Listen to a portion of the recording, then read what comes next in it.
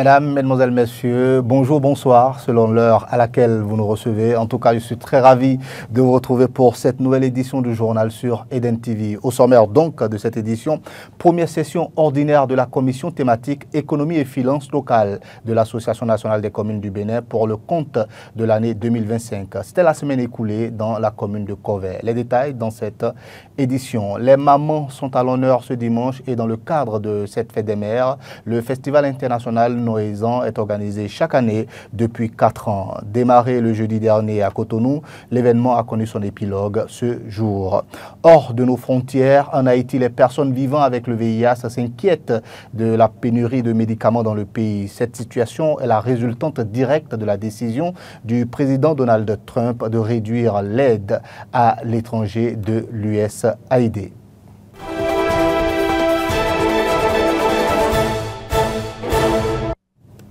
À nouveau, bonsoir et merci de vous installer confortablement. On démarre par cette information relative à l'ANCB. Les membres de la commission thématique économie et finances locales de l'Association nationale des communes du Bénin, ANCB, ont tenu la semaine dernière leur première session de l'année 2025. C'est la ville de Kové qui a accueilli cette rencontre statutaire consacrée aux défis liés à la mobilisation des ressources financières locales. Reportage Clémence Tonoucoin. La première session de la commission thématique économie et finances locales de l'Association nationale des communes du Bénin ANCB a permis de dresser un état des lieux des défis liés à la mobilisation des ressources financières locales et à la promotion de l'économie locale dans les communes béninoises. Dans son discours d'ouverture des travaux, le maire de Kové, représentant le président de l'ANCB, est revenu sur les grandes préoccupations qui justifient la tenue de cette session. Au plan national, me référant à la note de conjoncture des finances locales du dernier trimestre 2024, l'état de ces finances n'est pas reluisant. À l'ordre des 2 jours de la présente session, nous allons réfléchir sur les sujets ci-après. Faire l'état des lieux des défis de la fiscalité locale à l'aide de la réforme. Point des nouveautés apportées par la réforme. Faire l'état des lieux des enjeux actuels de la fiscalité locale et enfin, s'il y a des actes d'amélioration et sujets de plaidoyer, l'ANCB se fera le devoir de les porter. En raison du contexte marqué par des défis structurels et conjoncturels affectant la mobilisation des ressources locales, le maire de la commune de Tofo a exhorté les participants à plus de précision dans leurs idées et propositions en vue de la mobilisation des ressources financières locales. Il faudrait que nous ayons un peu plus de précision, d'idées pour qu'au niveau de la fiscalité qui pourra nous permettre de mobiliser les ressources propres au sein de nos communes, pour que cela puisse devenir quelque chose que nous allons prendre à bras le corps, avec vraiment le soutien de l'ANCB qui ne nous a jamais manqué, pour que nous puissions vraiment, à la fin de ces 2 jours de travail, nous puissions sortir d'ici avec des résolutions convaincantes, des résolutions qui pourront faire changer les choses au sein de notre commune. À l'issue des 2 jours de travaux, des pistes d'action ont été identifiées. Parmi elles figure le plaidoyer pour une rétrocession plus fluide des recettes collectées par voie numérique ainsi que la promotion de l'économie locale à travers la valorisation des potentialités communales. On reste avec Clémence Tonoucoin pour parler cette fois-ci de la 4e édition du Forum international de l'intermédiation du numérique et de l'innovation FONI 2025 qui s'est achevé ce vendredi sur une note de satisfaction pour les organisateurs. Des solutions concrètes ont été trouvées à la problématique du secteur privé en Afrique. Reportage. Durant 2 jours, les travaux de la 4e édition du Forum international de l'intermédiation du numérique et de l'innovation FONI 2025 ont permis de présenter des solutions concrètes au financement du secteur privé en Afrique. Les 4 panels qui ont meublé les assises y ont contribué efficacement. Les organisateurs se réjouissent de ce que Cotonou est le lieu de réflexion, de la création d'une alliance des partenaires techniques et financiers pour le financement et la croissance des petites et moyennes entreprises PME. Les débats ont été très riches, je dirais même très denses. Et ce qui est intéressant à souligner, c'est que le FONI devient vraiment un cadre incontournable. Ce deuxième jour, au travers du dernier panel, qui est la nécessité de mettre en place une alliance, le premier guichet.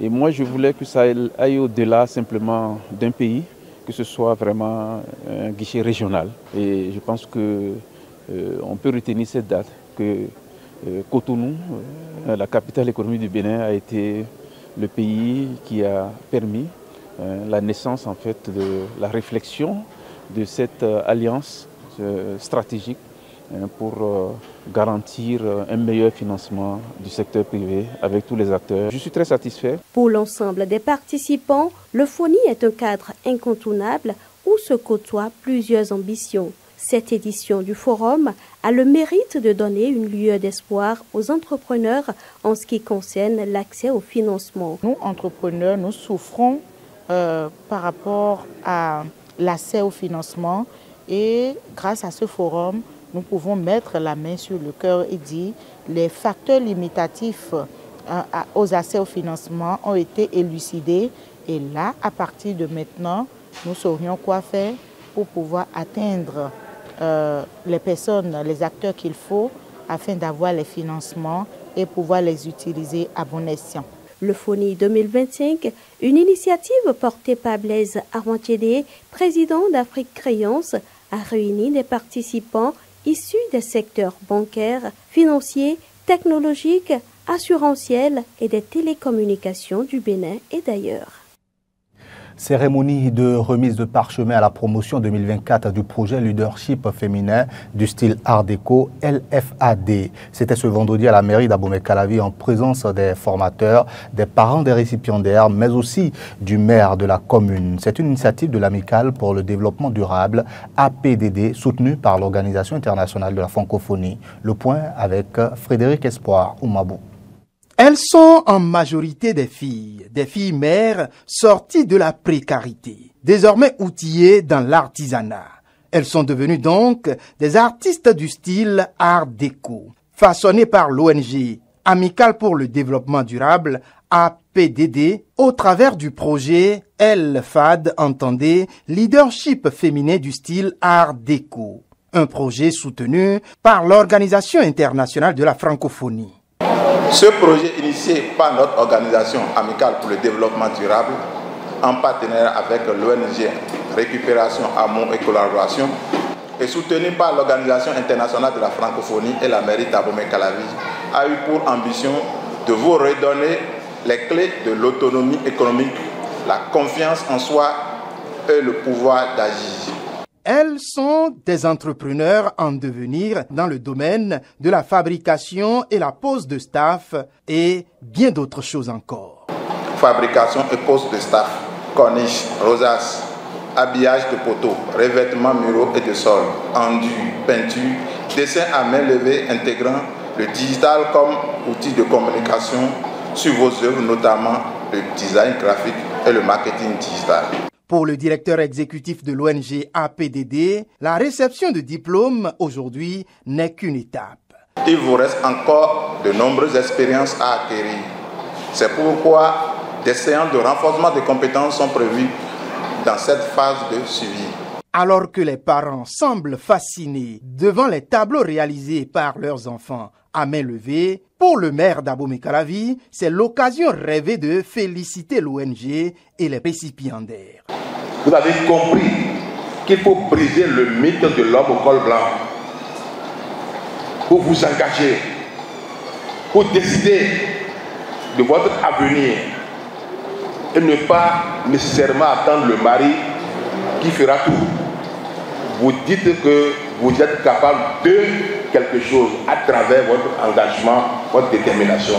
À Marie-Paul Terry de l'ONG Agir ABCD, partenaire de l'ONG APDD, d'enfoncer le clou de la satisfaction. Et je vous avais vu au début de votre formation.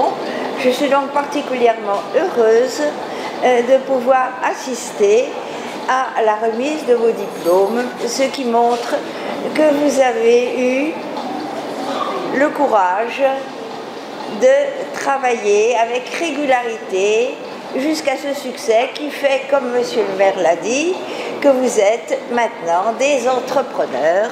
En recevant leur parchemin, les futurs entrepreneurs en style d'art déco ont bien conscience du chemin parcouru et remercient parents et formateurs. Enfants meurtris, vous nous avez soutenus dans le nombre, vous avez pleuré dans l'ombre et dans le silence, mais vous avez cru avec foi en notre chance. Merci. À l'issue de la cérémonie, des kits de travail ont été octroyés à chaque finissant dans l'optique de vite mettre sur pied son entreprise. À rappeler que cette remise de diplôme vient sceller le 20e anniversaire de l'ONG APDD. C'est la fête des mères et les mamans sont à l'honneur dans cette édition à travers la 4e édition du festival international Noël qui signifie le jour de ma mère. Ce festival a été officiellement lancé jeudi dernier à la Maison des Jeunes d'Agla à Cotonou. Il vise à célébrer et honorer les mères à travers une série d'activités qui s'est achevée ce dimanche 25 mai. Reportage. Le festival international Hommage à Maman, dénommé Noël, qui veut dire le jour de la mère, qui est à sa 4e édition, répond à un besoin, célébrer et honorer les mamans de leur vivant.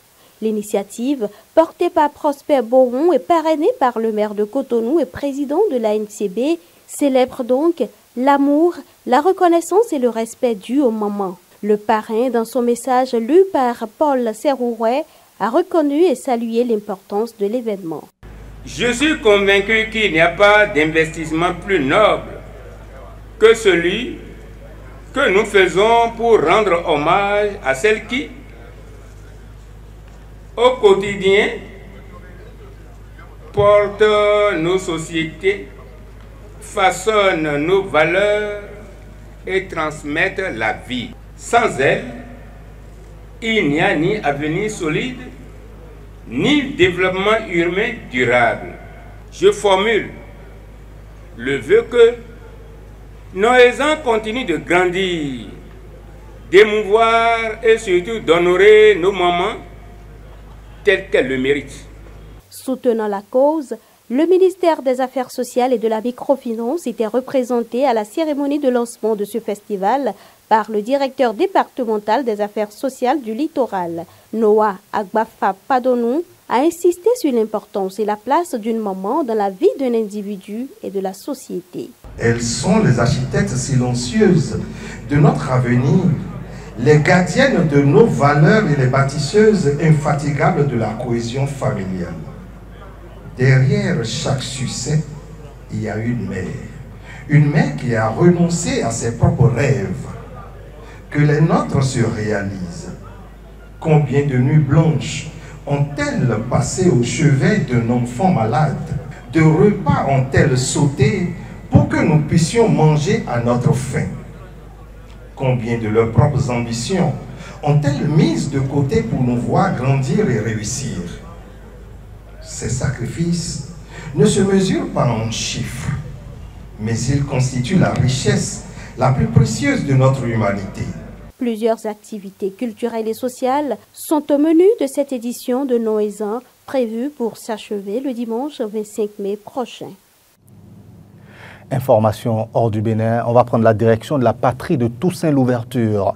Les hôpitaux et les orphelinats qui soignent les patients atteints de VIH-Sida en Haïti craignent l'impact de la décision du président américain Donald Trump de réduire plus de 90% des contrats d'aide à l'étranger de l'USAID et 60 milliards de dollars d'aide globale dans le monde. Voici le reportage de nos confrères d'Africa News. Dans les hôpitaux et les orphelinats spécialisés en traitement du VIH-Sida à Haïti, les soignants commencent à craindre l'impact des coupes sur l'aide américaine à l'étranger. Le président Donald Trump a réduit de plus de 90% les contrats d'assistance de l'USAID.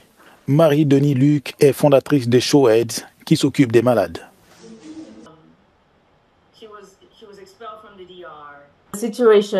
La situation est catastrophique, c'est ainsi que je peux l'exprimer. Nos enfants n'ont de médicaments que jusqu'à la fin du mois de juillet et nous ne savons pas ce qui va se passer ensuite. C'est aussi simple que cela.